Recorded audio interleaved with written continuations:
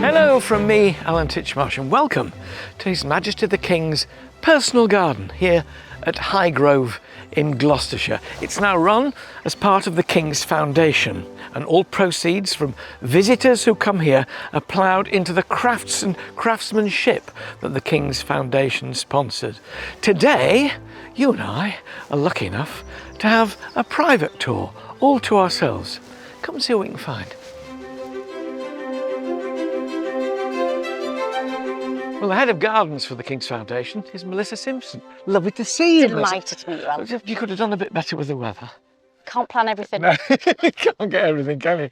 The ethos for all the King's Gardens is this organic principle and sustainability. And does that make life easier, more difficult, or what, to run it on those parameters?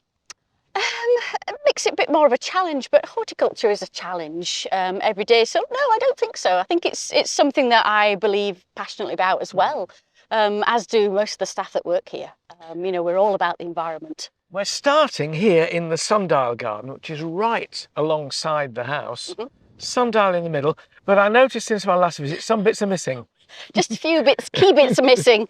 We had lovely euonymus japonicus edging, but keeps getting frosted in the very hard early spring, and it just doesn't look so good. So actually we're putting back in box hedging, which used to be in here. Now, a lot of people will be surprised at that, because a lot of people are getting rid of box because of box blight and box moth.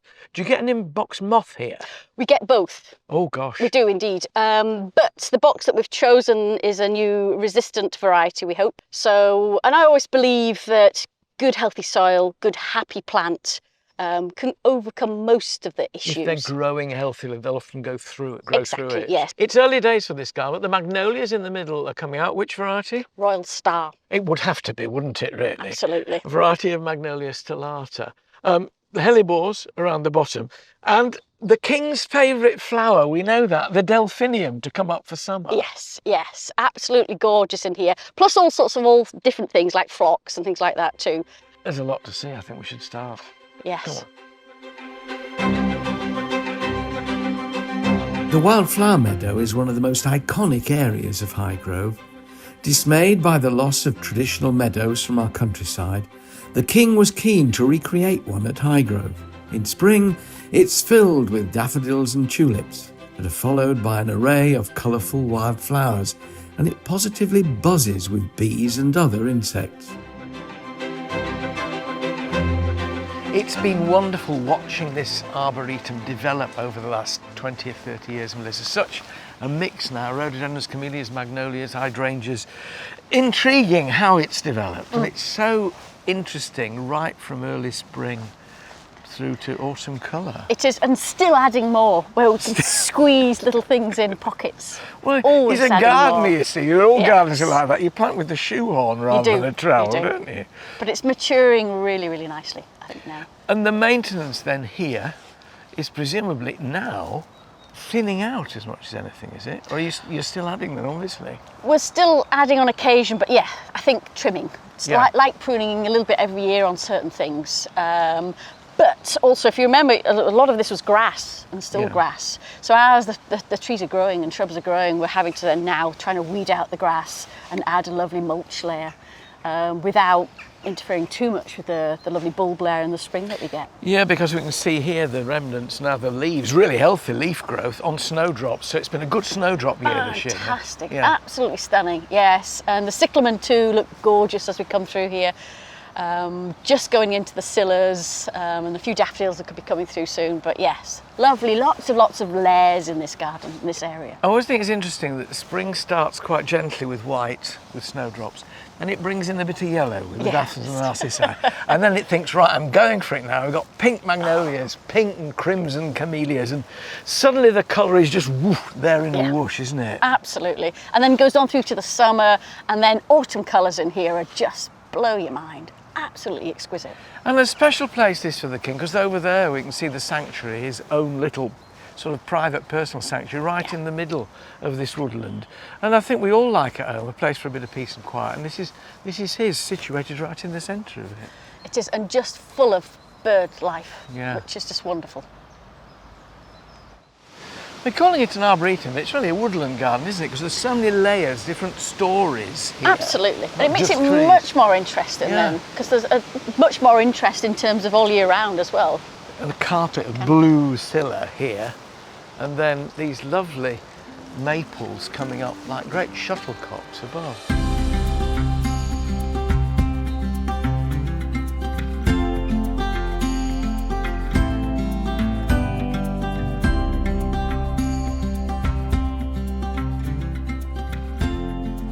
Melissa, I do not know a gardener who does not dream of a walled kitchen garden. Just absolutely massive walls here, what, a good 10 feet tall, right the way around. But your additional pressures here, if you like, are A, it's got to crop almost all year round, and B, it's organic. Now, being organic in a kitchen garden is a big trial, isn't it? There's so many different things that we can do. Good hygiene is always the best thing. And then there's all the integrated pest management, as you well know. You know, hoeing and mulching. At the moment, we're trialling a no-dig approach. So again, that's good because it's less double digging, so less work, labour time wise. Do you know, the last time I double dug was for an exam at college. I haven't done it since. Is that I was double digging about a year ago. Were you really? Yes, but now yeah. we are much more concerned with that gentle cultivation on the surface, aren't we? What it does mean from your point of view, of course, is a lot more organic matter. It does. I think here we've got 40 years plus of gorgeous soil, to dream for soil. So we don't need to double dig because already we've got that lovely depth of soil. And we still do obviously add lots of organic matter every year because we're cropping, we're taking things away. And here, Mel, they're harvesting rhubarb. You're catering for the house and for the shop, making sure that you've got that continuity of fruit and veg right the way through the year. So that's quite a difficult thing to sort out at the beginning of the year, isn't it, to plan for, so that you've got succession. It is, and also it's not just about that, it's about the flavour. This garden's all about flavour. We want, lots of lovely fruit and vegetables throughout the year. Can I put you on the spot then? When we're talking about flavour, best flavoured lettuce? Well, I know your favourite's Little Gem. Yeah. I don't think you can go wrong with Little Gem. Right, okay. I would say anyway. Tomatoes, what about tomatoes? We're all different. Yeah. I love black opal. I think it is absolutely gorgeous. But then there's so many tomatoes. We try and grow a whole variety of different tomatoes. It's decorative as well in here, as well as being productive. Yes. These wonderful archways here. Do you make these on site? We do. All the garden staff get a bit of training, but they do it all in-house. Yeah. Absolutely. It's part of the garden's traditional gardeners training here. And so all our students get a chance to learn how to make them all and do them all. It reminds me of William Morris's dictum. Do you remember? Have nothing in your house that you do not believe to be beautiful or know to be useful. Perfect. And you've got beauty and use here all in one Absolutely. place. It's part of the garden's charm, I think. I'm about as green as your rhubarb leaf here. Yes. The gardens at Highgrove are home to many surprises, including what's known as the Wall of Worthies. Dotted along the wall of the Azalea Walk are a collection of busts, including one of Patrick Holden, Director of the Soil Association until 2010, and the Reverend Richard Charters, the Indian environmental activist, Dr. Vandana Shiva, and the late Dame Miriam Rothschild, and busts of King Charles himself and Queen Camilla. There are personal touches, such as a woven willow sculpture of the King's favourite dog, and whimsical elements like a topiary snail and frog. I love the ammonite path. Yes, watch your head. Do you know, I remember coming here a good few years ago now, and I came up the drive, and there were all these stumps down the side of the drive. It was a filthy wet day, and I thought, oh my goodness me, it's all falling to bits. And then what emerged? The Stumpery. So they're one particular kind of tree, sweet chestnut, I think. I believe they are sweet Yeah. chestnut roots, yes. I think they used to do it in the days when Victorian clerics used to collect ferns.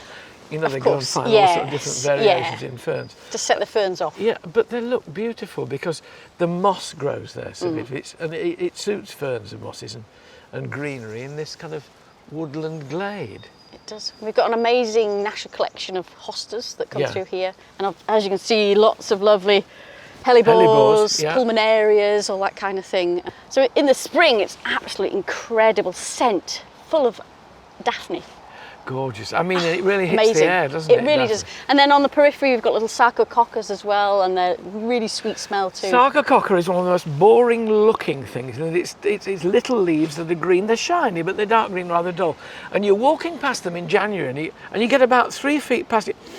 What was that? The little white whiskery flowers. So Covered in the plant, absolutely yeah, covered, yeah. Really worth growing. Christmas box. They are, and they're lovely deep dark green. But yeah, that small moment in time in the sort of January time is divine. And the fact that this glade is sheltered, the scent presumably comes up on the air. Well, it wafts through, so as you're coming through out of the garden, through the meadow, you get that, and it sort of follow your nose in through to the Stumpery. The lovely thing about the garden here is there are these different sections, but it flows, and you go from one thing to another from the Stumpery, and we go on down there. You just follow the path really, don't you? Certainly do. Always something to see. Now this part of Gloucestershire, not nearly so warm as London or the West Country, so your tree ferns are still wrapped up. They are. They've got a little bit of fleece underneath and then wrapped in hessian just to keep them warm. I want to be a tree fern at Highgrove when I grow up because I'll be cottages. What you also have here is a national collection of hostas. We do. It's an organic garden. Here they are growing in the Stumpery. Everybody wants to know, slugs, snails, what do you do? Gosh, well, we've got a huge big pond over there. Yep. So because we don't use chemicals, obviously, all the frogs come and do a little bit. And, toleration, It is, isn't it? I always say to Yeah. people, move your deck chair a little bit further away so you can't see Absolutely. the hole. Absolutely. But in this soil, they must grow like fury. I mean, it's relatively heavy, but also very organic. It is, yeah. And it's also about, you can see the little white eggs, and they're all in lots of little clusters. So occasionally we'll come through. But to be honest, because of the pool and the frogs, it's not really that's such a big deal. Get yourself a pool, you'll have far fewer slugs and Exactly, snails. exactly. Makes a big difference. Time to let Melissa get on with her work while I have time to explore on my own.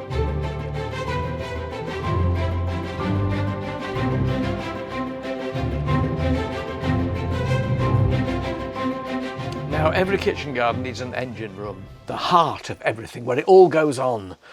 And here at Highgrove in the kitchen garden, it's the potting shed. It's the potting shed in every garden. Mel, you're working in the kitchen garden here. You're, producing food all year round for the king. Yep.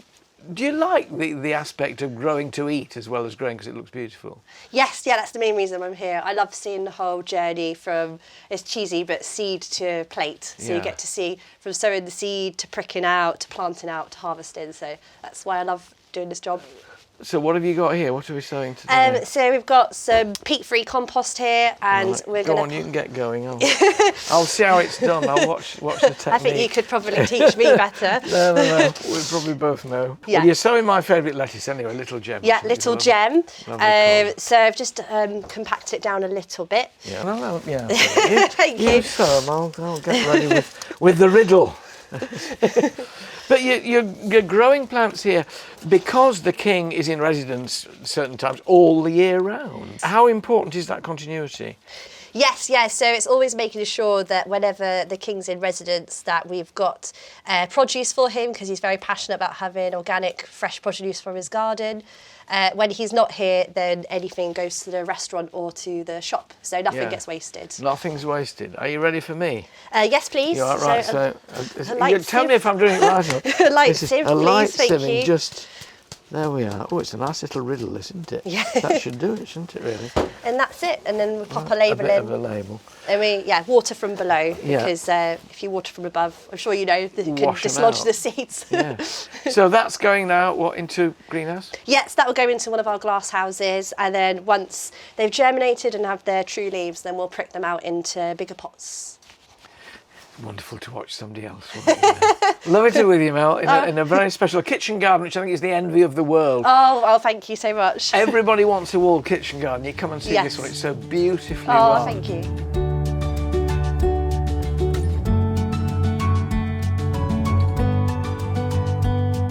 Nick, we're in a room that would be the envy of any DIY enthusiast. I've got this gorgeous fragrance of sawn and planed timber. And this is one of the sort of headquarters, if you like, in a way, of the Kings Foundation, of which I've been an ambassador for quite a while, which is rather a treat. Tell me what goes on in here. So this is the Snowdon School of Furniture, and this is our bench workshop. So we have 2 workshops here, and this is where all the hand tool work goes on. So students here are doing an 8-week course. They just started yesterday, actually, so they're all fresh and new, and they're doing an advanced making course, looking at fine hand skills and British timber. So this is craftsmanship that's being taught in here. So the students are coming from where, having done what? They're generally graduates of design and making programs, and we're looking to top up their skills and get them ready for industry and jobs working. So we're talking about, looking at the little models on the top here, we're talking making fine furniture. Absolutely. Inspired by the garden here at Highgrove. Inspired by the garden, yeah. They do a lot of trips. They do a trip to a woodland, and they all do a guided tour of the gardens, and get inspiration from all the many things that are in the garden. So it's really from seed to furniture then, really, isn't it? From planting the tree, growing it, learning how it grows as well, presumably. Absolutely, absolutely. And then what to do with it. You've got in your hand this most exquisite, strange little piece of squared. Well, tell me what it is. Well, it's inspired by one of the gates in the garden. There's a couple that are similar to this. The ones in the garden have a cross in the middle. And it's just quite a fiddly little object, lots of subtle angles, and it's great for them to learn good skills. So the object here is the skill of doing a job. That's not just a dovetail. I mean, that's something exceptional, isn't it? Beautifully done. Well, it's something they'll all be able to achieve by the time they leave. Now, there's a famous cedar tree here that came down a few years ago, tragically. It was, rotten, it was old. There are bits of timber, I'm told, in here that come from that cedar tree. So there are, yeah. Can I run and grab one? So yeah. There's a small piece here. This was turned by a student last year, actually. And the grain is stunning.